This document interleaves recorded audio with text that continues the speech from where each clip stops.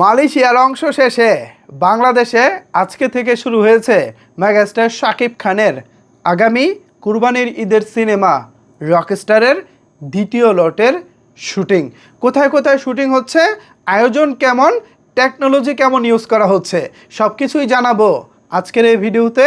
আপনাদের সাথে রয়েছি আমি ওয়াসিম। শুরুতেই বলে রাখি, রোজার ঈদের সিনেমা প্রিন্সের ফলাফলে শাকিব খান কিন্তু অনেকটাই ডাউন হয়ে আছেন, তার মনটা খুব একটা ভালো নেই। তবে অন্যদিকে তিনি কিন্তু চাচ্ছেন প্রিন্সের যে ঘটনাটা ঘটে গেছে, প্রিন্স দেখার পর সাকিবিয়ানরা যতটা মন খারাপ করেছেন, রকস্টার দেখে যেন তার চাইতেও বেশি মনটা ভালো হয়ে যায়, সেভাবেই কিন্তু শাকিব খান সব কিছুর আয়োজন করতেছেন। যেখানে ঈদের প্রায় সপ্তাহখানেক পরে মালয়েশিয়াতে রকস্টারের শুটিং শুরু হওয়ার কথা ছিল, সেখানে কিন্তু শাকিব খান ঈদের 2 দিন পরেই শুটিং শুরু করে দিয়েছিলেন। কারণ শাকিব খান চাচ্ছেন একটু সময় নিয়ে ভালো কাজ করতে। এখনও পর্যন্ত মালয়েশিয়াতে যতটুকু শুটিং হয়েছে, টিম অত্যন্ত খুশি।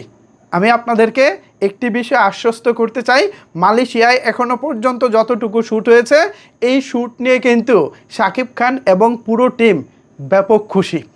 সেই খুশি মনে বাংলাদেশে 2-3 দিনের বিরতি ছিল, 2-3 দিনের বিশ্রাম ছিল।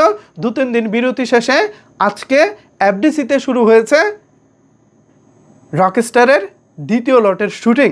সো এই দ্বিতীয় লটের শুটিংয়ে একটি বড় স্টেজ বানিয়ে, স্টেজ পারফরমেন্সের মতো একটা সেট বানিয়ে শাকিব খান কিন্তু আজকে সেখানে পারফর্ম করেছেন।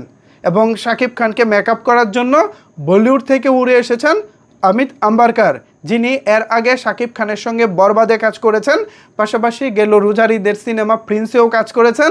যতটুকু শুনেছি, এখন থেকে শাকিব খানের প্রত্যেক সিনেমায় অমিত আম্বারকার পার্মানেন্টলি থাকবেন, বিকজ অমিত আম্বারকারের যে মেকআপ, তার আসলে কোনো তুলনাই হয় না। তিনি দুর্দান্ত মেকআপ করে থাকেন। এছাড়া শাকিব খানের পার্সোনাল মেকআপ ম্যান সবুজ খান, তিনিও তো থাকছেন।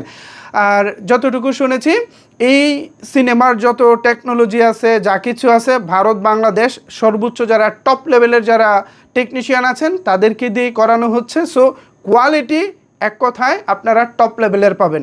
কোয়ালিটি নিয়ে কোনো প্রকার কোনো হবে না, ছাড় দেওয়া হবে না। আমরা প্রিন্সে কিছু কিছু জায়গায় কিছু কিছু বিষয় নিয়ে সমালোচনা করেছি, এই বিষয়গুলো শাকিব খান এবার মাথায় নিয়েছেন। পূর্বের সিনেমায় যা হয়েছে, এবার রকস্টারে যেন তা না হয়, ঠিক সেভাবেই শাকিব খান কাজ করে যাচ্ছেন, কাজ করে চলেছেন। সো আমরা আশা রাখি, আমরা আশাবাদী এবার দারুণ কিছুই হবে। তবে একটা বিষয় অবশ্যই শাকিব খানকে সতর্ক থাকতে হবে, এভাবে পরপর 2 ঈদে 2 জন নতুন পরিচালককে দিয়ে দেওয়া, এটা মোটেও বুদ্ধিমানের কোনো কাজ নয়। নতুন পুরনো মিলিয়ে শাকিব খানকে কম্বিনেশন নিয়ে কাজ করতে হবে। একটি ঈদ খারাপ গেলে আরেকটি ঈদ দিয়ে যেন সেটা পুষিয়ে নেওয়া যায়। কিন্তু রোজার ঈদ নতুন পরিচালক, কুরবানির ঈদেও নতুন পরিচালক, এটা আমার যে কেন জানি মনে হচ্ছে কিছু কিছু ক্ষেত্রে শাকিব খানের জন্য রিস্ক হয়ে যায়। তারপরেও মানুষটা শাকিব খান, তার চলচ্চিত্রের ক্যারিয়ার 27 বছর, তিনি নিশ্চয়ই আমাদের থেকে অনেক বেশি ভালো বোঝেন।